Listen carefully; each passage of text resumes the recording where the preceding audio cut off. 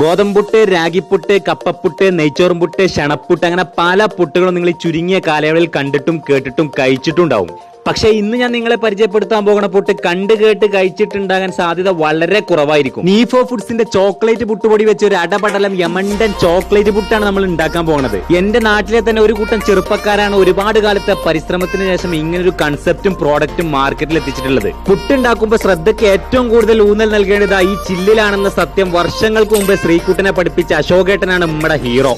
നിങ്ങൾക്ക് ഇത് രണ്ട് രീതിയിൽ ഉണ്ടാക്കാം. ഒന്നെങ്കിൽ പാക്കറ്റിലെ നിർദ്ദേശപ്രകാരം തേങ്ങ പൗഡറിന്റെ കൂടെ ആദ്യമേ മിക്സ് ചെയ്യുക. അതല്ലാന്നുണ്ടെങ്കിൽ പ്രാചീന പരമ്പരാഗത രീതിയായ കുറ്റിയിൽ അടിയിലും മേലെയും മാത്രം തേങ്ങ ഇട്ട് കൊടുക്കുക. രണ്ടാമത് പറഞ്ഞ മെത്തേഡിലാണ് കൂടുതലും ചോക്ലേറ്റ് ഫ്ലേവർ മുന്തിച്ച് നിൽക്കുന്നതായിട്ട് എനിക്ക് തോന്നിയത്. എനിക്കും കുട്ടികൾക്കും ഇത് ഭയങ്കരമായിട്ട് ഇഷ്ടമായി. പക്ഷെ കുറച്ച് പ്രായം ചെന്നോലും നേരിടുന്ന പ്രത്യേകത അവർക്ക് ഇതിലേക്ക് കറി കൂട്ടാൻ പറ്റുന്നില്ല എന്നുള്ളതാണ്. അവർക്കൊരു ഇടക്കാല ആശ്വാസത്തിന് വേണമെങ്കിൽ പഴവും പപ്പടവും കൊടുക്കാം. പക്ഷെ പ്ലെയിൻ ആയിട്ട് കഴിക്കുമ്പോഴാണ് അതിന്റെ ചോക്ലേറ്റ് ടേസ്റ്റ് കിട്ടുക.